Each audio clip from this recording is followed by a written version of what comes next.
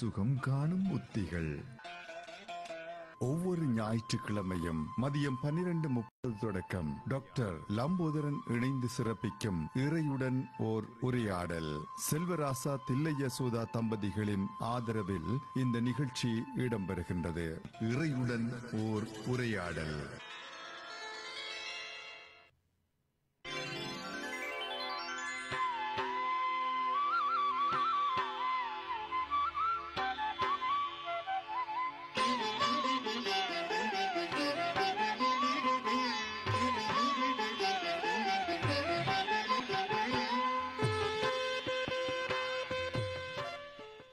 வணக்கம் நேயர்களே. இன்றைய இறையுடன் ஒரு உரையாடல் நிகழ்ச்சியில் கோவில்கள் எவ்வாறு இருக்க வேண்டும், சைவம் அது பற்றி என்ன சொல்லுகிறது என்பதை பற்றித்தான் நாங்கள் பார்க்க போகின்றோம். எனவே அது பற்றி பார்ப்போம். உங்களை அழைக்கும் பொழுது நீங்களும் இதற்கு ஏற்றவாறு ஒவ்வொருக்கூடிய கருத்துக்களோடு வாருங்கள், இணைந்து பேசுவோம். இன்றைய நாளை அலங்கரிப்போம். அன்பு நேயர்களுக்கு நாங்கள் வணக்கம் சொல்லுகின்றோம். வணக்கம் அன்பு நேயர்களே. டைம் எஃப்எம் அன்பு நேயர்களோடு இணைந்திருக்கிறோம். அதே நேரத்தில் டைம் எஃப்எம் வேர்ல்ட் என்னும் யூடியூப் சேனலின் ஊடாக எங்களுடைய இந்த நிகழ்ச்சியை, இறையுடன் ஓர் உரையாடல் நிகழ்ச்சியையும் நாங்கள் பார்க்கலாம், கேட்கலாம். அந்த வகையில் யூடியூப் நேயர்களுக்கும் நாங்கள் வணக்கத்தை தெரிவித்துக் கொண்டு நிகழ்ச்சியை ஆரம்பிக்கலாம். இன்று எங்களோடு இறையுடன் ஓர் உரையாடல் நிகழ்ச்சியிலே டாக்டர் லம்போதரன் அவர்கள் இணைந்திருக்கிறார். இன்று நாங்கள் அவரோடு ஒரு மிகச்சிறந்த விடயம் பற்றி பேச இருக்கிறோம். கோயில்கள் எப்படி இருக்க வேண்டும், எவ்வாறு இருக்க வேண்டும், நமது கோயில்கள் எவ்வாறு இருக்க வேண்டும் என்ற தலைப்பில் பேச இருக்கிறோம். வணக்கம் டாக்டர். வணக்கம். வணக்கம் டைம் எஃப்எம் நேயர்களே. ஒரு சிறிய கால இடைவெளிக்கு பின்னர் மீண்டும் இந்த புத்தாண்டிலே உங்களை இந்த வானிலையிலே இறையுடன் ஓர் ஊடாக மீண்டும் சந்திப்பதில் மிக்க மகிழ்ச்சி அடைகின்றேன். இன்றைக்கு ஒரு அருமையான ஒரு ஹாட் டாபிக் என்று சொல்லுவார்கள் இல்லை, நிகழ்காலத்துடன் பொருத்தமாக கனடா தேசத்திலே இந்த குளிர்காலத்திலே மிகுந்த சூடான ஒரு விடயத்தை பற்றி நாங்கள் இன்று உரையாடப் போகின்றோம், அரசப் போகின்றோம். உங்கள் கருத்துக்கள், கேள்விகளுடன் நீங்கள் காத்திருங்கள். சரி, நாங்கள் முதலாவதாக இந்த கோயில்கள் என்பது எங்களுடைய கலாச்சார மையங்கள் மாத்திரமல்ல, எங்களுடைய பக்தி இடங்கள், எங்களுடைய சுமைகளை இறக்கி வைக்கின்ற, ஆண்டவனிடம் சரணடைகின்ற ஒரு முக்கியமான ஸ்தலங்கள். இந்த வகையிலே என்னிடம் ஒரு கேள்வி மாத்திரமல்ல, இது நிறைய பேரிடம் இருக்கின்ற கேள்வி. இறைவன் எங்கும் இருக்கிறான், எங்கும் பறந்திருக்கிறான், தூணிலும் இருக்கிறான், துரும்பிலும் இருக்கிறான் என்று சொல்வோம்.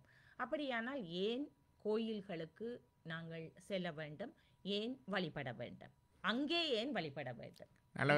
நல்லது, அருமையானது ஒரு கேள்வி.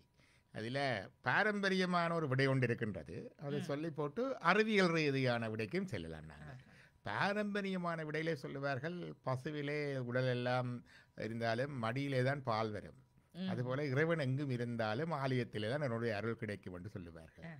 அதான் சொல்லுவேன், நாங்கள் சொல்றது காற்று எங்கே இருக்கிறது, எங்கேயும் இருக்கிறது. ஆனால் எங்களுடைய வாகனத்திலே டயருக்கு காத்தடிக்க வேணும் என்று சொன்னால் எல்லா இடமும் காற்று இருக்குன்னு போட்டு இருக்க இல்லாது. நாங்கள் காத்தடிக்கிற அந்த கருவி இடத்துல போய்த்தான் காற்றடிக்க வேண்டி இருக்கிறது, அப்படி சொல்லலாம். அது ஒரு விளக்கம். ஆனால் பொதுவாக ஒரு விளக்கம் என்னென்று கேட்டால், இந்த ஆலயம் என்னத்துக்கு இருக்குது, ஏன் ஆலயத்துக்கு போய் வணங்க வேண்டும், நாங்கள் வீட்டிலே கும்பிடலாம் தானே. அது ஒரு கும்பிட்டால் எல்லாம் கிடைக்கும் தானே, இறைவன் எங்கும் இருக்கிறார் தானே. நிச்சயமா ஈடுபாடு என்பது முக்கியம். அப்ப இதுக்குத்தான் அந்த ஆலயங்கள் எப்படி என்று சொன்னால், இறைவன் எங்கேயும் இருக்கின்றான் என்று இருக்கிறது. இறைவன் எங்கும் இருப்பவன், எல்லாம் வல்லவன், அவர் அளவற்ற அன்புள்ளவர், அளவற்ற அருள் உள்ளவர், அளவற்ற ஆற்றல் உள்ளவர். அவருடைய அப்படியே அவரை எல்லாம் அப்படி சொல்லுகிறார்கள் வேதங்கள். ஐயா என ஓங்கி ஆழ்ந்த கண்ட நுண்ணியனே, விண்ணிறைந்து மண்ணிறைந்து மிக்காய் விளங்கொழியாய் எண்ணிறந்து எல்லையிலாதான் அந்த இறைவன் என்று சொல்லியாச்சு.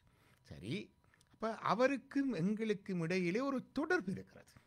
அது என்ன தொடர்பு என்றால், அவர் இந்த உயிராகிய எங்கள் மீது அன்பு அக்கறை உள்ளவராக இருக்கின்றார். God cares for us. எங்களுக்காக அந்த இது இருக்கின்றது. அதுதான் அடிப்படை உறவு. அப்போ அந்த உறவை நாங்கள் கொண்டாட வேண்டும். எங்களுக்கு தெரியும், உறவு கொண்டாடாவிட்டால் போயிடும். கடன் கீழாமல் போட்டது உறவு போகாமல் கிட்டது என்று சொல்லுவார். அப்போ கடவுளோடு எப்படி கொண்டாடுறது? கடவுளை சொல்லுவார்கள், ஐயோ அவரை எண்ணுதற்கரியா என்று சொல்லுகிறோம், சிந்தனைக்கு எட்டாதவன் என்று சொல்லுகிறோம், வார்த்தைகளால் வர்ணிக்க முடியாது என்று சொல்லுகிறோம், உருவம் இல்லை என்று சொல்லுகிறோம். அப்போ அவர் எப்படி போய் நான் அவரோட கொண்டாடுறது, எப்படி அவரோட ரிலேட் பண்ணுறது, என்னுடைய ரிலேஷன்ஷிப்பை எப்படி நான் அறிந்து கொள்வது, உறுதிப்படுத்துறது? அதற்குத்தான் உத்திகளை தந்தது ஆகமங்கள். அப்போ அந்த ஆகமங்களில் அந்த உத்திகள் வழிகள் சொல்லப்பட்டிருக்கிறது. அதான் ஆகமம் ஆகி நின்று அன்னிப்பான் தாழ்வாக. அன்னித்தல் என்ற அணுக்கமாய் வருவதற்கு, மற்றது அன்னித்தல் என்ற அனுபவிப்பதற்கு, ரெண்டுக்கும் கருத்து இருக்கின்றது. இந்த உத்திகளில் 3 உத்திகள் சொல்லப்பட்டிருக்கிறது எங்களுக்கு சைவத்தில்.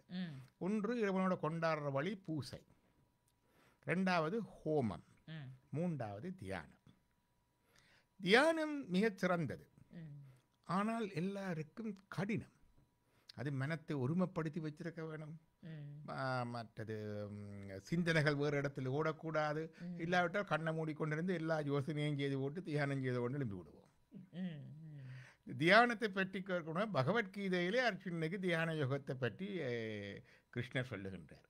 தனியான இடத்திலே இருக்க வேண்டும், நல்ல ஒரு தர்ப்பை புல்லோ அல்லது பொதுவான ஆசனம் போட்டிருக்க வேண்டும், உடல் நேராக இருக்க வேண்டும், கழுத்து முதுகு தலை சிரசி நேராக இருக்க வேண்டும், மூச்சு நிதானமாக விட வேண்டும், இருந்து கொண்டு நாசி நுனியை பார்த்தபடி இருந்து மனம் ஒருடமும் போகாம இப்படியெல்லாம் சொல்லி எல்லாம் முடிஞ்சோன்னு அடுத்த கேள்வி அர்ஜுனர் கேட்கிறார், மனம் ஒரு குரங்கு கிருஷ்ணா, இது கடினமாய் என்று சொல்லி கேட்கிறார். இது யார் கேட்டது? அர்ஜுனன் மிகுந்த மன ஒருமைப்பாடுடையவன். அவனுடைய வில்வித்த கதையெல்லாம் எங்களுக்கு தெரியும். அவன் ஒரு ஒரு திரௌபதியை அந்த சுயம்பரத்திலே வெல்வதற்கு சுழன்று கொண்டிருந்த ஒரு பொம்மை, கிளிப்பொம்மையை அந்த பின்புறத்தலாயில் இருந்து அந்த நீரில் இருக்கிற பிம்பத்தை பார்த்து அம்பெய்து அதை விழுத்தினது. அவ்வளவு கூரிய ஃபோக்கஸ் அண்ட் கன்சன்ட்ரேஷனுடைய அர்ஜுனனுக்கே தியானம் கடினமாக இருக்கின்றால் எங்களுக்கு கஷ்டமாக தான் இருக்கு. அது உண்டு. ஹோமம் என்று சொன்னால் அது நெருப்பு வேணும், இடம் வேணும், அதுக்கு ஐயர் வேணும், அதெல்லாம் வேணும். அதுக்கும் கொஞ்சம் கஷ்டம். இடக்கிட எப்பால் விருந்துட்டு செய்யலாம், நெடுக செய்யலாம். எல்லாருக்கும் இலகுவானது பூசை. இலகுவானது பூசை. பூசை செய்யலாம். பூசை வீட்லையும் செய்யலாம். அதில் ஒரு பெரிய பிரச்சனை இல்லை. ஒரு இருந்தாரண்டா அவருக்கு ஒரு இருக்கிற சுவாமிக்கு ஒரு துடைச்சி அவருக்கு அதில் ஒரு பொட்டோ பூவை வச்சு அவருக்கு ஒரு தூபத்தை காட்டி தீபத்தை காட்டி சந்தனத்தை வச்சு ஒரு நைவேத்தியம் பாலோ பழமோ வச்சு கற்பூர தீபம் காட்டினா அது பூசை ஆகிடும். பஞ்சோபசார பூசை அது முடிச்சு. அது நல்லது தான். ஆனால் பூசையை முறைமையாக இறைவனோடு கொண்டாடும் விதமாக செய்யணும் என்றால் அதுக்கு உள்ளார்த்தமுள்ள பூசை இருக்கின்றது. இப்போ உட்பட செய்யணும்டா இந்த பூசையை எவ்வளவு தரம் செய்யலாம்? நாங்கள் எங்கள்கிட்ட கேள்கொட்டு ஆக்களே பார்த்தா நாங்கள் ஒருவரும் வீட்டிலே அப்படி செய்கிறதே இல்லை. வீட்டிலே ஒரு சுவாமி ஒரு குளோசெட்டில் இருப்பார். எப்பாலும் விடையிலே ஒரு காவிரை திறந்து பார்ப்போம். நாங்கள் தூசு தட்டுறதே அருமை. சில வீடுகளில் மட்டும்தான் தினமும் விளக்கேற்றுவார்கள். அதில் தோத்திரம் பாடுறது இது வைக்கிறதுண்டா அது மிகவும் அருமை. அப்போ என்னென்றால் எங்களுக்கு வாழாந்த வாழ்க்கையிலே எல்லாருக்கும் அது சரி வராது. நாங்கள் சொன்னாலும் கூட நாங்கள் எல்லாருக்கும் சொல்லுவோம், இதில் எல்லாம் சொல்கிறாங்க வீட்டை செய்யலாம்னு எல்லாருக்கும் சொன்னாலும் ஆர்வம் இருக்குது, பக்தி இருக்குது, அன்பு இருக்குது. ஆனால் தினமும் ஒரு பூசத்தட்டில் வச்சு அப்படி பூசை செய்கிறது ஒரு 10-15 நிமிஷம் செய்கிறதே ரொம்ப கஷ்டமான விஷயம். அப்போ என்ன செய்கிறோம் என்று சொன்னால் இதற்காக அந்த காலத்தில் இன்னொரு உத்தியை சொல்லித்தந்தது.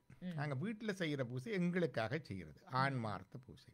அதற்கு தேவைகள் நீங்கள் எல்லாரும் உங்கள் சார்பில் எல்லாரும் சேர்ந்து ஒரு இடத்துல ஒரு மூர்த்தியை வச்சு அதில் பூஜை பண்ணுறதுக்கு ஒரு ஆலயம் வச்சு அதுக்குரிய வசதிகளை செய்து கொடுத்து அந்த பூஜை செய்கிறதுக்குரிய வேதனமோ வசதிகளையும் கொடுத்து எங்கள் எல்லார் சார்பிலையும் அப்பா நீ ஒரு நாளைக்கு எங்களோட வசதிப்படி 1 முறையோ 2 முறையோ 3 முறையோ 4 முறையோ மேக்சிமம் 6 பூசை வரைக்கும் இருக்கிறது அதுகளை செய் என்று சொல்லி ஒழுங்குபடுத்தி வைத்திருக்கிறோம் ஒரு இடத்துல. அப்போ அங்கே நடக்கிற பூசை இங்கே பூசை செய்யாதவர்கள், அரைகுறையாக வழிபடுபவர்கள், வழிபட மறக்கிறவர்கள், வழிபடாமலே இருக்கிறவர்கள், நினைக்காமல் இருக்கிறவர்கள் எல்லாருக்காகவும் அங்கே நடந்து கொண்டு இருக்கிறது. அது பரார்த்த பூசை, மற்றவருடைய நன்மைக்காக அந்த பூசை நடக்குது. அது எங்களை ஆண்டவருடன் இணைக்கின்ற ஒரு வழி. அப்போ அப்போ நாங்கள் வருஷத்துக்கு ஒருக்காவோ அல்லது எங்களுடைய வானொலியிலோ அந்த கோயிலுக்கு போய் ஏதோ ஒரு தட்சிணை கொடுத்தோ அல்ல அர்ச்சனையை செய்தோ அல்லது ஒரு திருவிழாவை செய்தோ ஒரு சப்போர்ட்டை கொடுப்பேன். அந்த எல்லாரும் கொஞ்சம் கொஞ்சமாக சிறுதுறை பெருவெள்ளம் போல் கொடுக்குற சப்போர்ட்டில் அந்த கோயில் இயங்கி கொண்டிருக்கும். ஏன்னா அதுக்கும் செலவுகள் உண்டு இல்லையா? கட்டிடம் இருக்கும், வாடகை இருக்கும், மின்சாரம் இருக்கும், இயங்கிருக்கும். அங்கே வேலை செய்கிறவர் இதே ஃபுல் டைமாக செய்வார். அவர்கள் அதை அந்த காலத்தில் ஜெனரேஷனல் டியூட்டியாக வச்சிருக்கிறார்கள். பரம்பரையாக செய்து கொண்டு வருகிற வழியை வச்சிருக்கிறார்கள். இப்போ இதுதான் அந்த ஆலயத்தின் அடிப்படை. அப்போ இந்த ஆலயத்தில் அடிப்படையில் இதை செய்து கொண்டவர்கள் இதற்காகத்தான் ஆலயம் இருக்கின்றது. அதாவது நாங்கள் எல்லோரும் இறைவனோட அன்பாக இருந்தாலும் அவரை வழிபட்டாலும் நல்லபடி நினைத்தாலும் அது பூரணமாக அமைவது இல்லை. அதை நிறைவேற்றி செய்வதற்காக நாங்கள் ஒரு இடத்துல ஒருவரை எல்லார் சார்பிலையும் அதை செய்வதற்காக வைத்தோம். ஒரு வைப்ரேஷன் அங்கே இருந்துதான் எங்களுக்கு அது செய்தாலே அந்த தொடர்பு எல்லாருக்கும் இருக்கின்றது. எங்கள் எல்லார் சார்பிலையும் எல்லாரும் வருஷத்துல ஒரு கண்டாலும் கோயிலுக்கு போவோம், இல்லை நேரி கண்டாலும் போவோம், இல்லை வருஷப்புறம் கண்டாலும் போவோம். போகாதாக்கள் எல்லாரும் நிறைய பேர் கூடி இறைவனை தொழுகின்ற பொழுது எங்களுக்கு அது இன்னொன்று, அது அடிஷனல். இது நீங்கள் கோயிலுக்கு போகாவிட்டாலும் கூட உங்களுக்கு அந்த நன்மை வரும். ஏனென்னா அங்கே அது நடந்து கொண்டு இருக்கு. இனி ஒவ்வொரு நாள் நடக்கிற பூசையும் அது நிறைவென்று சொல்லலாது. அப்ப அதற்கு பிறகு அதில் இருக்கிற குறுநர்களை செய்யறதுக்காக உதாரணமாக நான் ஒரு பூசை செய்கிறேன். அது ஆகம வழிப்படி தீட்சை எடுத்து செய்கிற பூசை. அதில் நாங்கள் பஞ்ச சுத்தி செய்து பூசை செய்வோம், ஒரு சின்ன அபிஷேகம் செய்வோம், அப்படி எல்லாம் செய்கிறது இருக்கு. ஆனால் ஒவ்வொரு நாளும் நாங்கள் எவ்வளவுதான் செய்தாலும் அதே பூரணம் இல்லை. அப்போ அதற்குரிய நிறைய இருக்கிறது கோயிலில் நித்திய பூசை. ஆனால் கோயிலில் ஒவ்வொரு நாளும் அதை செய்து கொண்டு வருது, அதுகளையும் குறைதான் இருக்குது.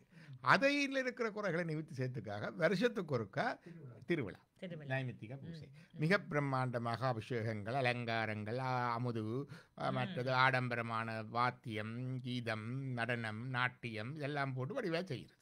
அது வருஷத்துக்கு ஒரு முறை நடக்கிறது உண்டு. அப்போ இதுக்கு ஆலயத்தின் அடிப்படை இது அது உண்டு. காங்கிரிகேஷனல் வர்ஷிப் பண்ணுறது, அதாவது கூட்டு வழிபாடு என்பது அது எமது ஆலயங்களுக்கு மட்டுமில்லை. அது கிறிஸ்தவ தேவாலயத்துக்கும் உண்டு, இஸ்லாமிய பள்ளிவாசலுக்கும் உண்டு, யூதருடைய சினகோக்கும் உண்டு, சீக்கியர்களுடைய வழிபாட்டு தத்துவத்துக்கும் உண்டு. அது கூட்டு வழிபாட்டுக்கு அது எல்லாருக்கும் உண்டு. ஆனால் ஆலயத்தில் இந்த பூசை நடக்கிறது எங்கட சமயத்தில் மட்டும்தான் இந்த வழிபாட்டு முறை இருக்குது. மற்ற இடங்களில் ஒவ்வொரு நாளும் அப்படி எல்லாம் மெயின்டைன் பண்ணி என்றது அது குறைவாக இருக்கின்றது. ஆகவே இதுதான் அந்த நாங்கள் ஏன் ஆலயம் இருக்குது, அந்த ஆலயத்துக்கு எங்களுக்கு என்ன தொடர்பு, நாங்கள் ஏன் ஆலயத்தில் வழிபட வேண்டும் என்பதற்கான விளக்கம். சரி, நன்றி டாக்டர். இந்த ஒரு ஆலயம் அமைக்கின்ற பொழுது எப்பொழுதுமே சில விதிமுறைகள், ஆகம சாஸ்திரம் இருக்கிறது. அந்த ஆகம சாஸ்திரத்தின் படிதான் ஆலயம் அமைய வேண்டும் என்று சொல்வார்கள். ஆனால் இப்பொழுதெல்லாம் நாங்கள் புலம்பெயர்ந்த நாடுகளில் கூட, கனடா உட்பட நாங்கள் தமிழர்கள் புலம்பெயர்ந்த நாடுகளிலே அமைக்கப்படுகின்ற இந்து கோயில்கள் அதன் வழிதான் அமைக்கப்படுகிறதா என்ற சந்தேகம் நிறைய மக்களுக்கு உண்டு. ஏனென்றால் ஒரு இடத்திலே ஒரு உணவகத்தை நாங்கள் பார்த்திருப்போம் பல ஆண்டுகளுக்கு முன்னர், பின்னர் அது கோயிலாக மாறியிருக்கும். எனவே இந்த ஆகம சாஸ்திரம் பின்பற்றப்படுகிறதா என்ற ஒரு கேள்வி இருக்கிறது. அதை பற்றி உங்களுடைய கருத்து என்ன? இது நல்ல ஒரு அருமையான ஒரு கேள்வி. அந்த கோயில்களுக்குரிய அடிப்படை கட்டமைப்பை எப்படி இருக்கணும்ன்றதை சொல்லுற நூல்கள் ஆகம நூல்கள். இப்போ வைத்தியத்துக்கு வைத்திய நூல்கள் இருக்கிற மாதிரி ஆகமத்திலே ஆகம நூல்கள். கோயில் கட்டுமானம் அந்த அமைப்பை சுற்றி சொல்லுகின்றது, ஸ்ட்ரக்சர். அதில் உண்டு இந்த விதிமுறைகள். எப்படி என்றால் எங்களுடைய வழிபாட்டுக்கு எங்களுடைய தத்துவ அர்த்தம் என்று சொல்லுவார்கள், உள்ளார்த்தமுடையதாக அந்த அமைப்பு இருக்கின்றது. உள்ளார்த்தம் அதான் அந்த அமைப்பு. இப்போ எங்களுக்கு சொல்லுவார்கள் என்னென்னா, உள்ளம் பெருங்கோயில் ஊனுடம்பு ஆலயம், வள்ளல் பிரானார்க்கு வாய் கோபுர வாசல், தெள்ளத் தெளிந்தார்க்கு சீவன் சிவலிங்கம், கள்ள புலனைந்தின் காலா மணி விளக்கி. அதாவது தேகாலயம், இந்த உடம்பு ஒரு ஆலயம். எங்களுக்கு இந்த உடம்பு ஒரு ஆலயம். அப்போ அந்த ஆலயத்தில் பார்த்தீங்கன்னா இந்த உடம்பு மாதிரி தான் அந்த ஆலயத்தின் அமைப்பு இருக்கு, கட்டமைப்பு ஆகமம். கர்ப்பகிரகம் இருக்கின்றது, அந்த சாங்டம் சாங்டோரம், கருவறை என்று சொல்லுவோம். அந்த கருவறையில தான் மூலமூர்த்தி இருப்பார். அது எங்களுடைய தலை, சிரஸ். எங்களுக்கு தெரியும், எண்சான் உடம்பில் சிரசே பிரதானம். இங்கதான் எங்களோட மூளை இருக்குது. அவர் போனார் என்றால் ஒன்றுமே வேலை செய்ய. இப்போ கர்ப்பகிரகம் இருக்கிற மூர்த்தி அங்கே இருப்பார். அது ஒன்று. கற்பகிரகத்துக்கு அடுத்ததாக ஒரு ஒடுங்கிய அந்தராளம் என்ற ஒரு பகுதி இருந்து அங்கால தொடுக்கும். அது எங்களுடைய கழுத்து பகுதி. அதுக்கு அப்புறமாக அங்கால அர்த்த மண்டபம் ஒன்று இருக்கு. அர்த்த மண்டபத்தில் நீங்க பார்த்தீங்கன்னா பொதுவாக கிழக்கு கோயில் தெற்கு பார்த்தபடியாக சிவன் கோயில் என்றால் நடராஜர் இருப்பார் ஆடிக்கொண்டு, அம்பாளும் இருக்கிறது உண்டு. இது எங்கட நெஞ்சறை, இதயம் இடப்பக்கத்தில் இருக்கு. அது துடித்து கொண்டு இருக்குது. இங்க நடராஜர் ஆடிக்கொண்டு இருக்கு. அதற்கு அப்புறமாக இங்க அர்த்த மண்டபத்துக்கு வெளியிலே பார்த்தோம் என்றால் பலிபீடம் இருக்குது. எங்களுடைய வயிற்று பகுதி, சாப்பாடு போடுற இடம். அதுல தான் இந்த சோற்றுருண்டை வைத்து வழிபடுவார்கள். அது இருக்கின்றது. அதற்கு கொஞ்சம் அங்கால பானால் கொடிமரம் இருக்கிறது. அது எங்களுடைய குறிப்பகுதி, ஆண் குறி, அந்த அதிப்பகுதி. அடுத்ததாக அங்கே பார்த்தீங்கன்னா சுற்றவர ஒரு பிரகாரம் இருக்குது. அது எங்களுடைய கைகள், அந்த சரௌண்டிங், அந்த சர்க்கம்ப்ளெக்ஸ். அடுத்ததாக முன்னுக்கு ஒரு கோபுர வாசல் இருக்குது. அது அப்படியே 2 பாதங்களும் நிமிர்ந்திருக்கிற மாதிரி. இப்படித்தான் அந்த ஆலய அமைப்பு இருக்கிறது. இப்போ இன்டிரெக்டாக அந்த ஆலயம் சொல்லுது, நீ இங்க பார்க்கிற கடவுளை உன்னுக்குள்ளேயும் பார்க்கலாம். அதுதான் சொல்வார்கள், உடல் என்பது ஆலயம், உயிர் என்பது கடவுள். அப்படின்னு சொல்லுவாங்க. அதாவது உயிர் கடவுள் தான். ஆனா ஆறுக்கண்டு கேட்டால் தெள்ள தெளிந்தார்க்கு ஜீவன் சிவலிங்கம். நாங்கள் சும்மா இருந்து கொண்டு சொல்லலாம். அந்த தெளிந்த நிலைக்கு வந்தவர்களுக்கு தான் இந்த ஜீவன் சிவலிங்கம் அப்படி இருக்கின்றது. அப்ப இதுதான் ஆலய அமைப்பு. அப்ப இந்த ஆலய அமைப்பிலே இவ்வளவு அமைப்புகள் இருந்தாலும் இன்றைக்கு ஆலயங்கள் அப்படி இருக்குது என்று சொல்றது. இதே அமைப்பு எனக்கு ஞாபகம் இருக்கிறது 10-12 வருடங்களுக்கு முன் என்னுடைய பிள்ளைகளுக்கு இதுகளை சொல்லிக் கொடுக்கறது தானே. அப்ப இப்படி ஆலயம் என்றா இப்படி இருக்கு கொண்டு சொல்லிக் கொடுத்தாச்சு. ஒரு ஆலயத்துக்கு போகணுன்னு என்னுடைய மகனார் கேட்டார், அப்பா இது என்ன ஒட்டி பிறந்த ரெட்டையர் மாதிரி இருக்கு என்றார். ஏன்னா அந்த ஆலயத்திலே 2 பலிபீடன், 2 கொடித்தம்பன், 2 கற்பகிரகம் இருக்கு. இடையில ஒட்டி பிறந்த ரெட்டையர் மாதிரி இருக்கு. ஏனென்றால் அந்த ஆலயத்தின் அமைப்பு அப்படி புரள்வா இருக்குது. அவருடைய எதிர அப்படி கேட்டு அப்படி இருக்கின்ற பொழுது என்ன நடக்கிறது, இந்த தத்துவ அர்த்தம் அங்க இல்லை, அவ்வளவுதான். மற்றும்படி அதற்காக கடவுள் இல்லை, வழிபாட்டுக்கு பலன் என்று சொல்ல முடியாது. இப்படி இருந்தால் அது மேலாக இருக்கும். பொதுவாக சொல்லுவார்கள், ஆலயத்தில் அடிப்படையாக இந்த கட்டிடங்கள் எல்லாவற்றையும் விட அடிப்படையா பேசிக்க 3 அம்சங்கள் இருந்தாலே அது ஆலயம்தான். ஒரு 3 திங்ஸ் வந்துட்டு ஆலயம். திருமந்திரத்தில் ஆய பதிதான் அருட்சிவலிங்கமா, பதி என்கிற இறைவன் சிவலிங்க வடிவத்தில் அங்கே இருப்பேன். அல்லது பிள்ளையார் கோயிலண்டா பிள்ளையார், முருகன் கோயிலண்டா முருகன் அம்மன்.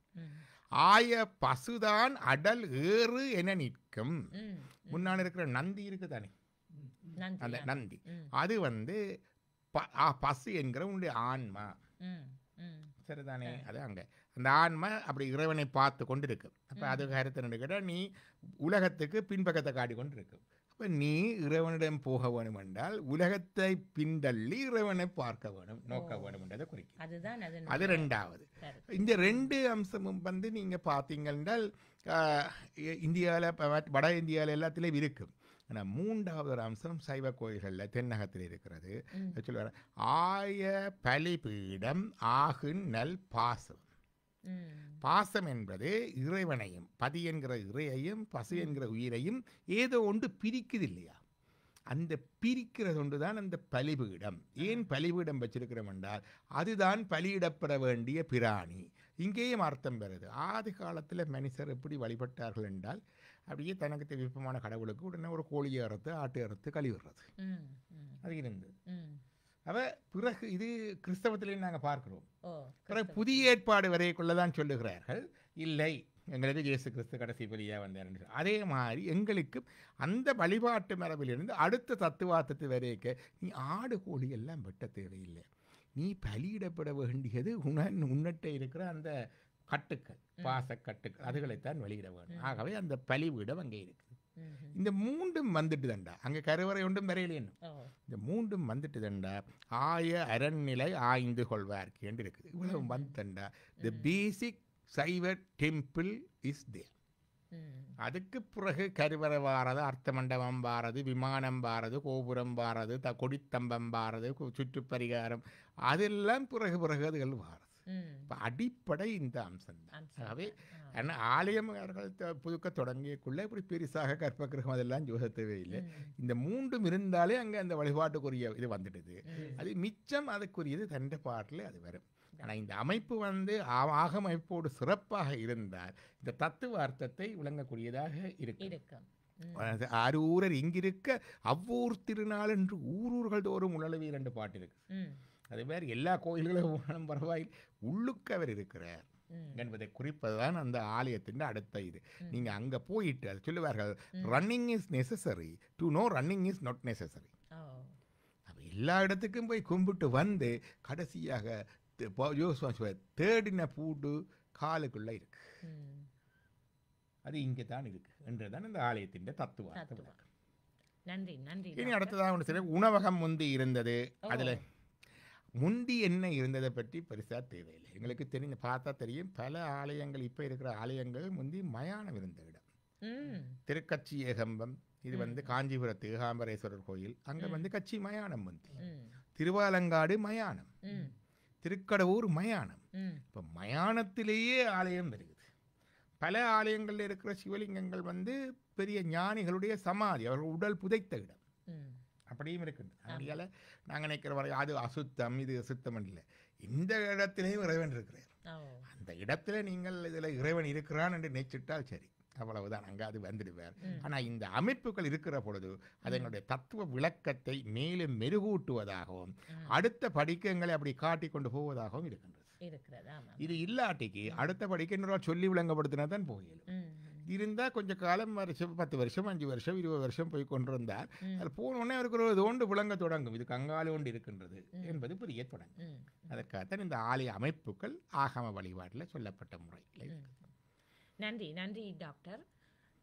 இன்னுமொரு கேள்வி, இந்த ஆலயத்திற்குள் நாங்கள் செல்லுகின்ற போது வழிபடுகின்ற பொழுது சில விதிமுறைகள் கவனிக்கப்பட வேண்டிய விடயங்கள் என்று இருக்கிறது. உதாரணத்திற்கு திரைச்சீலை போட்டு பூசை ஆரம்பிக்கவில்லை என்றால் அந்த இடத்தில் வழிபடக்கூடாது என்று சொல்வார்கள். நேராக வழிபடக்கூடாது, ஒரு பக்கவாட்டில் வழிபட வேண்டும் என்று சொல்வார்கள். இப்படியான விதிமுறைகள் வந்து ஆண்டவனுக்கும் எங்களுக்கும் தடை போடும் என்று நம்புகிறீர்களா? ஒன்று என்னென்னு கேட்டால் அதில் ஒரு அடிப்படையான அம்சம் இருக்கிறது. கோயிலில் கருவறையில் திரை போட்டிருப்பார்கள். அப்போ பார்த்தால் எங்களுக்கும் இறைவனுக்கும் இடையில ஒரு தடை ஒன்று இருக்குது. எல்லாரும் அது எல்லா சமயமும் சொல்லுது தானே. அப்போ தடை இருக்குது. அதுக்கு பிறகு பார்த்தால் அந்த தடையை விலக்குவதற்கு குருவானவர் ஒருவர் வருவார். அப்போ அங்கே குரு வருகிறார். அவர் அங்கே திரையை விலக்கினார். திரையை விலக்கினாலும் கருவறை இருட்டாத்தான் இருக்கும். அங்கே ஞானமாகிய ஒளி அதை காட்டுறார், தீபம் காட்டுறார். இப்போதான் கருவறைக்கெல்லாம் மின் விளக்கு போட்டு எல்லாம் ஒளிச்சா இருக்கிறத உடனே தெரியுது உங்களுக்கு. அந்த கால பாரம்பரியத்துப்படி கருவறைக்கு மின் விளக்கு ஒன்றும் கிடையாது. அப்ப இவர் திரைய விளக்கினாலும் இருட்டாத்தான் இருக்கும். அங்கே அவர் இந்த தீபத்தை காட்டுகின்ற பொழுது தீப ஒளியிலே நீங்கள் ஒரு கிளிம்ஸ் தான் தெரியும், கடவுள் முழுக்க தெரிய மாட்டார்.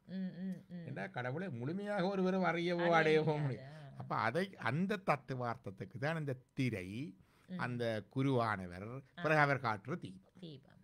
அதற்காகத்தான் பக்கவாட்டில் வழிபட வேண்டும் என்று சொல்வது. அதை சொல்லுவார்கள் என்று கேட்டால் இறைவனுடைய பக்கவா ஒன்று வந்து நடைமுறை பிரச்சனை ஒன்று. பக்கவாக்கம் இருந்தால் 2 பேரும் ஒருவர் அந்த மறைக்காமல் வழிபடக்கூடியதாக இருக்க வேண்டியது ஒன்று. 2வது சொல்லுவார்கள் இடவனுடைய அருட்பார்வையை சொல்லுவார்கள், கடைக்கண் பார்வை, கடாட்சம் என்று சொல்லுவார். அக்ஷம் என்றா கண், லட்சுமி கடாட்சம், லட்சுமி கடக்கண்ணால பார்க்கணும். கடக்கண்ணால பார்க்கிறோம் அருள் பார்வை. நேரே பார்க்கிறது உக்கிர பார்வை, தீயவைகளை அழிப்பதற்காக பார்க்கிற பார்வை. அதனுடைய தான் கும்பிடும்போது சொல்லுவார்கள் நீங்கள் பக்கத்தில் சைக்கிள் நில்லுங்கோ என்று சொல்றது அந்த கடைக்கண் பார்வை விளவாடும் என்பதை ஒரு குறிப்பாக விளக்குவதற்காக. இடது பக்கத்தால் சென்று நாங்கள் ஒவ்வொரு விக்கிரகங்களை வழிபடுகின்ற போது இடது பக்கத்தாலே தான் ஆரம்பிக்கிறோம். வலம் தருதல் என்று சொல்றது, வல பக்கத்திலிருந்து இடமாக. ஆமா, அது என்ன காரணம்? பொதுவாக பூமியும் பலமாத்தான், பலஞ்சுழியத்தான் அதற்காக கிரகங்கள் எல்லாம் பலமாத்தான். ஆனா இடப்பக்கமா சுத்தக்கூடாதுன்னு இல்லை, விதிவிலக்க நீங்க ஹார்மோன சைவத்தை இடப்பக்கமாயும் சுத்தலாம், அதுக்கும் போட்டு இருக்குது. மற்றது அதுகள் வந்து அது என்னன்னு கேட்டால் சில கிரகங்கள் இடப்பக்கமாக சுற்றுறது இருக்கின்றது காஸ்மாஸில். அதே மாதிரி எல்லாரும் விளக்கை புழக்க உள்ளவராக இருந்தாலும் சில பேர் வந்து இடக்கை உள்ளவராக இருக்கிறார்கள். எங்களுக்கு நடராஜர் கூட கால் மாறி ஆடி மதுரையில் இருக்கிறார், மற்ற காலை மதித்து கொண்டு இருக்கிறார். ஆகவே இந்த விதிவிலக்குகள் ஒரு சிறு பகுதி உண்டு, அதற்கு இடம் உண்டு வழிபாடுல. ஆனால் பொது விதியாக பலம் பெறுதலாக செய்கின்றோம்.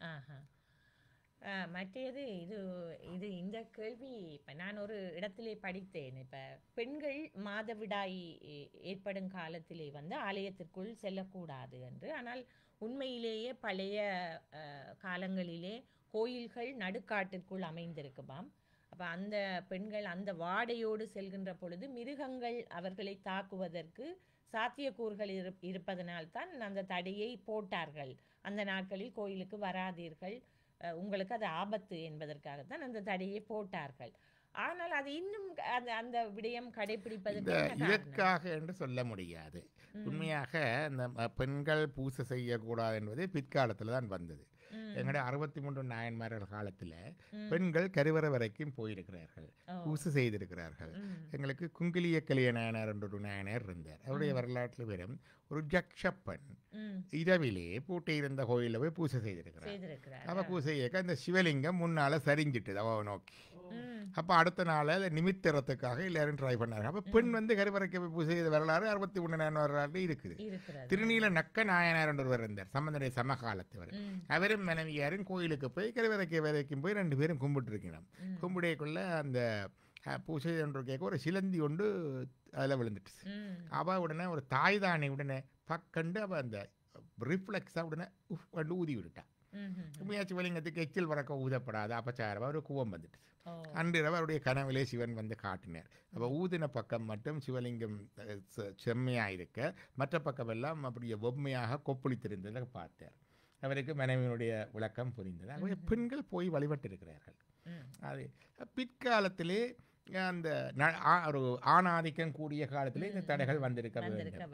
மற்றது மாதவிடாய் காலத்திலேயும் கூட வழிபடக்கூடாது என்ற மரபு இல்லை. எங்களுடைய வீரசைவ மரபு இருக்கின்றது. வீரசைவ மரபிலே பிறப்பு துடக்கு, இறப்பு துடக்கு, மாதவிடாய் பூப்பு துடக்கு ஒன்றுமே கிடையாது. எக்காலமும் அவர்கள் வழிபடலாம். என்னுடைய வீட்டிலே என்னுடைய மகள் வந்து பூசை செய்கிறோம். இதே கேள்வியை கேட்டேன் நான். விதிகள் இப்படி இருக்குது, வீரசைவத்தில் இப்படி இருக்குது. இந்த கேள்விகளை ஸ்ரீ ராமகிருஷ்ண பரமஹம்சர்கிட்ட கேட்டிருக்கணும். இந்த கேள்விகளை பிரபுபாத ஹரிகிருஷ்ண சம்பிரதாயத்தில் கேட்டிருக்கணும்.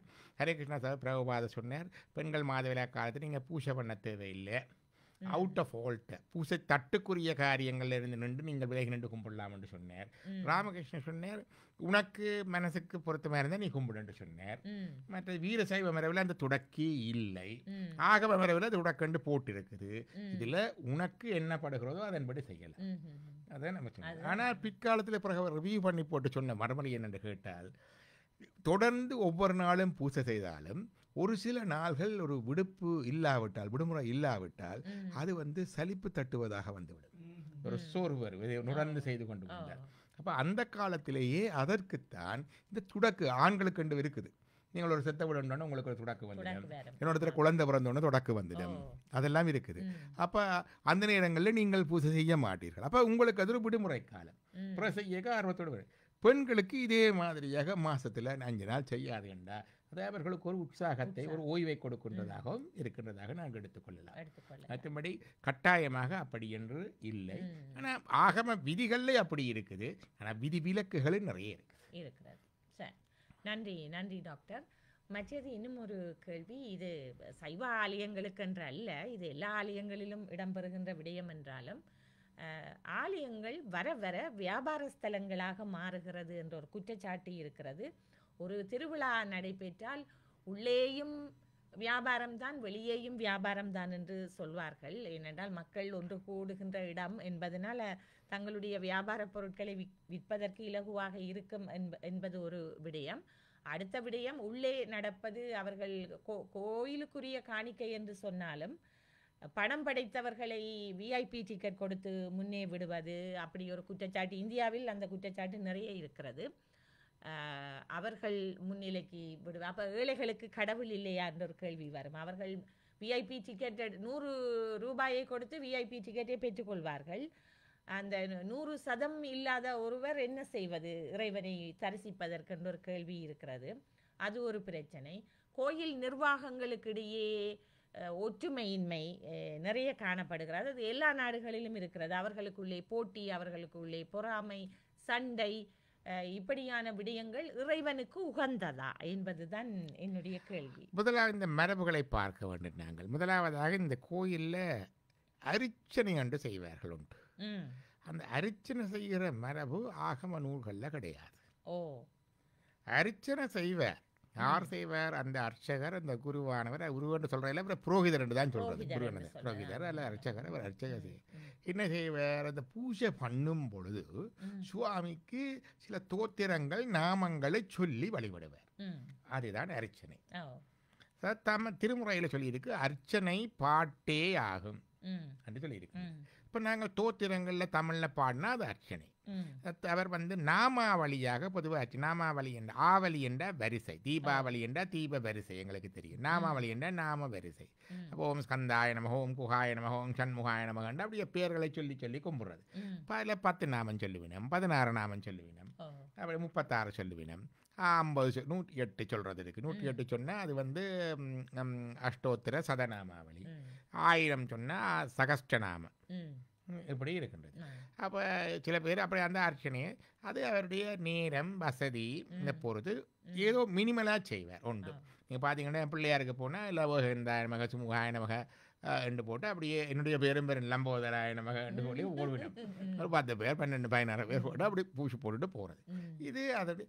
ஆனால் இந்த அர்ச்சனையை ஒவ்வொருத்தரும் எனக்கு செய்யென்று வழிகிடமே, அது மரபில இல்லை. நீங்கள் அப்படி செய்ய தேவையில்லை. நீங்கள் போனால் உங்களோட அர்ச்சனை தட்டை கொண்டே அவர்கிட்ட கொடுக்கலாம். அவர் செய்கிற பொழுது பூசியோட சேர்த்து செய்வார். இதனிட எல்லாருக்கும் எனக்கு ஒரு ஸ்பெஷல் கவனிப்பு வேணும். நான் போனால் லம்போதரனுக்கு ஒரு ஸ்பெஷல் கவனிப்பு வேணும். தங்கா போனால் அவருக்கு ஒரு ஸ்பெஷல், அப்படி ஒவ்வொரு கேட்டேன். உடனே அதுக்கு பிறகு வந்துச்சு உடனே நட்சத்திரம் என்ன நாள் என்னன்னு சொல்லி அதில் ஒரு அரிச்சல் அதுக்கு அது பிறகு வந்தது. பிறகு அதுக்கு என்ன செய்தார்கள்? ஓகே, அந்த நாளையில் அர்ச்சனைக்கு காசு கிடையாது, தட்சணை என்று சொல்லுவார்கள். தட்சணை நீங்கள் விரும்பினா வைக்கலாம். பொதுவாக என்னுடைய ஊரில் நான் புரிந்த பொழுது அர்ச்சனைக்கு போயிருக்கேன். நாங்கள் தட்டு கொண்டு போவோம். வாழைப்பழம், வெத்திலை பாக்கு, மற்றது தேங்காய், அதுதான் புதுக்க வைக்கிறது. அதோட சேர்த்து எங்களுக்கு 7 மண்டா கொஞ்சம் கற்பூரம், கொஞ்சம் எண்ணியோன்னு அதில் ஏதாவது வெப்பம். பொதுவாக காசு சில பேர் வைக்கிற காசு இல்லாது ஐயர் என்ன செய்வாருன்னா தேங்காய் உடைத்தார் என்றால் பாதி முடி தேங்காய் அவர் எடுப்பார். வாழைப்பழத்தில் 2 பிச்சு எடுப்பார். வெத்திலையில் தேவையண்டா 1-2 எடுப்பார். அவ்வளவுதான் அவருடைய தட்சணை. இயலுமானவர்கள் அது ஒரு ரூபாயோ 50 2 ரூபாயோ வச்சா அது எடுப்பார். அவருக்கு எல்லாருக்கும் ஒரே மாதிரி தான் செய்வார். ஆனால் ஒவ்வொருவருக்கும் தனித்தனியே செய்யணும் வந்து இல்லை. பூஜை நடக்கல அதையும் செய்து விட்டால் முடிஞ்சு, அவ்வளவுதான். இந்த தட்சணை மரபு. தட்சணை மரபு என்றால் நீங்கள் எவ்வளவு கொடுக்குறீங்களன்றதுக்கு அவருக்கு தெரியாது. எவ்வளவு கொடுத்தாலும் சர்வீஸ் ஒன்று தான். கொடுக்குறவர் தன்னுடைய தகுதிக்கு ஏற்றவாறு கொடுக்கணும். ஒரு டாக்டராக நாங்கள் போனோம்னால் சும்மா 1 ரூபா 2 ரூபா வச்சு போட்டு வரையலாம். ஏழைகளுக்கு அவர் போனால் ஒன்றும் இல்லாட்டும் பரவாயில்ல, ஒரு பூவை கொண்டே கொடுத்தாலும் அங்கே செய்யலாம். விளங்கு தானே? அப்படி தான் இருந்தது. இதை பிறகு பார்த்து ஒவ்வொருத்தரும் தனக்கு செய்ய வழி கிடைக்கல. இப்போ கொஞ்சம் ஆக்கள் கியூ வருது. நிற்க வேணும், எல்லாரும் முன்னுக்கு நிற்கணும். உடனே அதுக்கு ஒரு ரேட் போடுறது. நான் அறிய முதல் நல்லூரில் டிக்கெட் நான் அறியத்தான் வருகிறது. 1 ரூபா டிக்கெட். இன்றைக்கு பெருமையாக சொல்லுறார்கள் நல்லூர்ல இன்றைக்கும் 1 ரூபா டிக்கெட் உண்டு. நான் சொல்கிறேன் இந்த 1 ரூபா டிக்கெட்டே பிள்ளை, அது முந்தி இருக்கேல. அவ்வளவுதான். ஏன்னா 1 ரூபாய்க்கு மளிகையில்லாத இருந்திருக்கிறார் அந்த நாளையில். இப்போ 1 ரூபாய் சரி நான் போகிறேன். இந்த டிக்கெட்ன்றது பிறகு வருகிறது. அப்போ அர்ச்சனை தனிப்பட்ட ஆக்கள் செய்ய வழிக்கிடம். உடனே சாமி பூசை விட்டு ஆசாமி பூசை தொடங்குது. போகணும்னா சுவாமின்ற நாமம் சொல்லுறாரோ இல்லையோ, என்னுடைய நாமத்தை வடிவாக சொல்ல வேணும். என்னுடைய நாமம் மட்டும் இல்லை, என்னுடைய மனைவி, என்னுடைய மகன், மகள், மருமக்கள், பெரியப்பா, சித்தப்பா, அத்தை, பாட்டி, பூட்டா எல்லாத்த பேரும் நட்சத்திரங்களோட சொல்லணும் ஐயா. இல்லாட்டி நான் எனக்கு பிடியாது. அப்போ சுவாமின்ற பேர் 10-12 பேர் சொல்லி கொண்டு வந்தவர் இப்போ 100 கணக்கில் ஒருத்தட்ட பேரை. அப்போ நீங்கள் அர்ச்சனைக்கு போனால் சுவாமின்ற பேர் கொஞ்சம் தான் நடக்குது, ஆசாமிகள்ன்ற பேர் தான் கணக்காக சொல்லப்படுது. இதுதான் வந்த தலைகளாக வந்த விசச்சரை. நான் கோயிலில் போனால் ஒரு நாளும் அர்ச்சனை செய்கிறது இல்லை. கேட்பார்கள் சுவாமி பேருக்கு செய்யுங்கொண்டு சொல்லுவேன். கட்டைகள் அதில் கொண்டு போக சுவாமி பேருக்கு செய்யுங்கொண்டு சொல்லுவது. சில வேளைகளில் பூஜையில் சங்கல்பம் பண்ணி திருவிழாக்களுக்கு செய்யக்குள்ள சொல்லுவோம். இன்னார் செய்கிறோம் என்று சொல்லுகிற சங்கல்பம் என்று இருக்கிறது, அதில் சொல்லுவோம். மற்றும்படி சொல்லுவது கிடையாது. இங்கே தான் வியாபாரம் வருகிறது. அவை இதுகள் எல்லாம் நடைமுறையில் இருக்கையில் பிறகு டிமாண்ட் கூட கூட ஒவ்வொன்றுக்கும் திருவிழாக்கும் அப்படித்தான். கோயில்கள் முந்தி நடந்தது 2 முறை. ஒன்று வந்து கோயிலில் அர்ச்சகர் தான் பொறுப்பு, நித்திய பூஜை அவற்ற பொறுப்பு. அவருக்கு இந்த அர்ச்சனையில் கொடுக்குற தர்ஷனை இருக்கிறது. அதை விட அவருக்கு இந்த கோயிலில் இருக்கிற நிலமோ அதன்களில் இருந்து கொஞ்சம் நெல்லோ அந்த இதுகளோ வரும்படியோ வரும். அதில் அந்த கோயில் தர்மகர்த்தா அவருக்கு இவ்வளவு வந்து கொடுப்பார். ஏன்னா 6 சைவ நாளில் போட்டிருக்கிறார். இந்த பூஷகர் வந்து எப்படி இருக்க வேணும் என்று சொன்னால் அவர் சொல்லுகிறார். அதில் வந்து ஒருவரை ஆசாரியார் முதலியோரை நியமிக்க வேண்டும். அவர்களுக்கு அன்னவஸ்திர முதலியவற்றின் பொருட்டு முட்டுப்பாடு இல்லாமல் பொருளுதவி செய்து, அதுக்கு சாப்பாட்டுக்கு உடுப்புக்கு கஷ்டப்படாத அளவுக்கு பொருளுதவி செய்து அவர்களை கொண்டு தேவாலய கிரியைகளை காலந்தோறும் விதிப்படியே செய்து கொண்டு வரல் வேண்டும். அப்போ அந்த அளவுக்கு சப்போர்ட் பண்ண வேணும் இருக்குது. அதுதான் நடந்து வேணும். அப்போ பூஷை உரித்தி வருக்கு. நீங்கள் திருவிழா செய்தாலும் தட்சிணைகள் எல்லாம் வைக்கத்தான் போகும், அதெல்லாம் வைக்கும். ஆனால் கோயிலுடைய சொத்து பராமரிப்பு பொறுப்பு கோயில்காரருக்கு. அதை பூஷைகளில் போய் கட்டணம் பண்ணுறது கிடையாது. ஆனால் அது இவற்று. அப்போ அவை என்ன செய்ய வேணும் என்று கேட்டால் இந்த சொத்துக்களை பராமரிக்கிறதும் எங்கள் ஊரில் அப்படி தான் நடக்கிறது. முந்தி இருக்குது திருவிழாக்கு முதல் எங்களுக்கு ஒரு திருவிழா இருந்தது. ஐயர் வருவார். ஒரு மாதத்துக்கு முதல் இப்படி என்ன அந்த பிரசாதத்தை போட்டனையும் கட்டி கொண்டு வந்து கோயில் நோட்டீஸும் வந்து இப்படி திருவிழா வருகுதுன்னு சொல்லி தந்துடுவேன். அதை சொல்லுவேன், கொண்டு தந்து அறிவிப்பேன். அறிவிச்சு போட்டு சொல்லுவார், கேணி இறக்க வேணும், அது வெளியில் பாத்திகள் இருக்குது கூட்ட வேணும், இந்த பக்கத்து வேலி தண்ட வேணும், இதில் வெள்ளை அடிக்க வேணும்னு சொல்லுவார். அப்போ அந்த நேரத்தில் எங்களோட வீட்டில் இருந்து அதுக்குரிய காசு ஏதோ 50, 20, 30 கொடுப்போம். இப்படி ஒவ்வொரு இடையும் கொஞ்சம் காசு சேர்த்து அவர் அந்த திருவிழாக்கு முதல் சுத்தரவு செய்து வெள்ளை அடித்து அதுகளை செய்து வைப்பார். அதுக்கும் அவருடைய வேலை. இது கோயில் பூசகர். கோயிலாக்கள் என்ன செய்கிறது, சொத்துக்களை பராமரித்து கொண்டு போகிறதும் அதில் இருக்கிற நிதிகளை கோயிலுக்கு இதன்றதும் கோயிலுக்கு தேவையான வாகனங்கள் புதிய கட்டிடங்கள் இதன்றா அதை செய்விடும், திருத்தறதைகளை செய்விடும், பெரிய திருத்தங்கள் இதெல்லாம் செய்விடும். கும்பாபிஷேகம் 12 வருஷத்துக்கு ஒரு வரைக்குள்ள இந்த கோயில்காரர் கூட செய்யலாத நீங்கள் கும்பாபிஷேகம். அப்போ ஒரு சபை கூடுறது, ஊரில் இருக்கிற பெரிய பணக்காரர் கடைக்காரர்கள் எல்லாரையும் கூப்பிட்டு கும்பாபிஷேக சபை கொண்டு வச்சு அவை எல்லாரும் என்னென்ன செய்யணும்னு சொல்லி தீர்மானித்து அவை தங்களுக்குள்ள பொருளை சேர்த்து அந்த பொருளுக்குள்ளேயும் இருக்குது. சேர்ந்த பிறகு அதை பிரித்து பங்கண்டு பிரித்து இது தட்சணைக்கு, இது திருவிழாவுக்கு, இது பூசை செலவுக்கு, இது கட்டட செலவுக்கெல்லாம் பிரித்து அதன்படி கும்பாபிஷேகம் செய்கிறது நடக்கிறது. அப்போ இங்கே வந்து ஒருத்தருக்கும் வியாபாரம் கிடையாது. அங்கே ஆக பெனிஃபிஷரி வந்து அந்த புரோகிதர் மட்டும் அதுக்குரிய தட்சணைகள் அந்த இதுகள் இருக்குது. இதுதான் இருந்த முறை. இதை கோயிலில் பார்த்தார்கள், ஐயருக்கு டிக்கெட்டில் நிறைய போகுது, ஆக்கள் கூட்டிட்டோம், அர்ச்சனை எல்லாம் போகுது. உத நாங்கள் எடுத்த கோயில்காரர் யோசிச்சினோம். உடனே ஒரு உண்டியல் ஒன்று வந்து வச்சார்கள். உண்டியல் ஒன்று வச்சார்கள். உண்டியலை பற்றி ஒரு ஆகமத்திலையும் காணையில். கனடாவில் உண்டியல் வச்சா ஒரு பிரச்சனை என்றா, உண்டியலில் செய்கிற காசுக்கு டேக்ஸ் ரிசீட் இல்லை, இட்ஸ் அ பிளாக் மணி. அப்போ அதே உரிய இடத்துல அவர் சரி கணக்கு பார்த்து போடுறாரோ, ஆட்ட பேரில் போடுறாரோ, இல்லை வேறு வேறு டேக்ஸ் ரைஸ் போடுறாரோ தெரியாது. அப்போ அந்த பிரச்சனை. அப்போ உண்டியல் வந்தது. பிறகு அரிச்சனைக்கு டிக்கெட் வந்தது. திருவிழாவே பொறுப்பில் எடுத்துக்கணும். ஒவ்வொரு திருவிழாவுக்கும் ரேட் போட்டுக்கணும், இவ்வளவு வேண்டும் வந்தது. பிறகு கும்பாபிஷேகத்துக்கு அது கான்ட்ராக்ட் வந்தது. இப்படியே ஆலயம் வியாபாரமாக வந்துவிட்டது. அது ஒன்று. அதில் எங்களுக்கு நடந்த ஒரு பிரச்சனை என்று கேட்டால், எங்களுடைய ஈழத்தில் நடந்த போர்க்காலத்திலே நாங்கள் புலம்பெயர் தேசத்திலே ஆலயங்களை திட்டமிட்டு ஊடுருவி எங்களுக்கு தாயகத்துக்கு பணம் சேர்த்து அனுப்புகின்ற வியாபார நிலையங்களாக ஆக்கினோம். இன்றைக்கும் அவருடைய கட்டுப்பாடுகளில் தான் பல ஆலயங்கள் இருக்கின்றன. இன்றைக்கு தாலயத்தில் அங்கே வந்து போராட்டத்துக்கும் காசு போகிறதில்லை, புனர்வாழ்வுக்கும் காசு போகிறதில்லை. ஆனால் அதே மெக்கானிசத்தை காசு எடுத்து இங்கே ஆக்களுக்குள்ளே போய்கொண்டிருக்கிறது. எங்கள் ஆலயத்துக்கு பின்னால் ஒரு டெம்பிள் எக்கனமி ஒன்று, ஹியூஜ் இயங்கு நிலை பொருளாதாரம் ஒன்று இருக்குது. அந்த பொருளாதாரத்துக்காகத்தான் ஆலயங்களில் இவ்வளவு சண்டை, இவ்வளவு பிரச்சனைகள், இவ்வளவு வழக்குகள். கோயிலிலே அந்த பணம் இல்லாவிட்டால் நடக்காது. இந்த பற்றி எனக்கு முழுமையாக தெரிய வந்தது ஒரு 7-8 வருடங்களுக்கு முன்னால். இலங்கையிலே 2 ஆலயங்கள் இந்து சமய கலாச்சார திணைக்களத்தின் கட்டுப்பாட்டிலே இருக்கின்றன. இன்றைக்கு ஒரு ஆலயம் பாணந்துறையில் இருக்கின்ற கோயில் உண்டு. அது அந்த காலத்திலே எங்கள் விடுதலை அந்த பிரபாகரனுடைய குடும்ப தொடர்புடைய கோயில் அந்த காலத்திலே அரசாங்கம் அதை பொறுப்பேற்று இந்து சமய திணைக்களத்தில் கொடுத்துட்டு பானந்துறையில் ஒரு விரும்பி எங்கடையாக்கள் வரிசையாக போய் கும்பிட்றாண்டு இல்லை அந்த லோக்கல் கிரௌட் கும்பிடுது சிங்கள ஜனம் கும்பிடுது. ரெண்டாவது ஒரு கோயில் முருகண்டி பிள்ளையார் கோயில். போர் முறிந்த பிற்பாடு இந்த கோயிலை திருப்பு எடுக்கக்குள்ள அதில் இருக்கிற பிரச்சனைகளில் வழக்கு போய் அந்த வழக்கு நிலுவையில் இருக்க நீதவான் சொல்லிட்டார் வழக்கு முடியும் வரைக்கும் இதனுடைய நிர்வாகம் இந்து சமய கலாச்சாரம். இந்த 2 கோயிலின் வருமானம் கிட்டத்தட்ட 10 வருடத்துக்கு முன்னால் ஒரு வருட வருமானம் 70 லட்சம் ரூபாய் இலங்கை.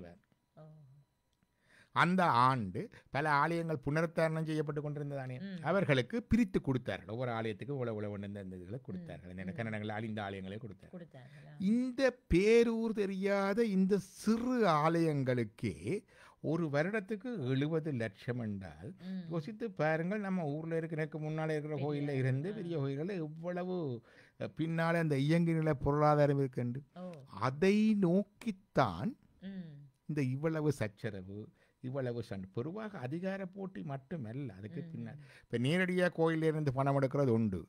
ரெண்டாவதாக கோயிலில் நடக்கிற வேலைக்கு என்னோடத்துல கண்ட்ராக்ட் கொடுத்து அதனோட கமிஷன் பெறுகிறது உண்டு, அல்லது தனக்கு ஏற்ற ஒரு இதில் இருக்கிறது உண்டு. இப்படி பல விதமான குளறுபடிகளுக்கும் ஊழல்களுக்கும் பராசக்தியில் ஒரு வசனம் வந்தது, கோயிலை எதிர்த்தேன் கோயில் கூடாது என்பதற்காக அல்ல, கோயில் கொடியவர்களின் கூடாரமாக இருக்கக்கூடாது என்பதற்காக.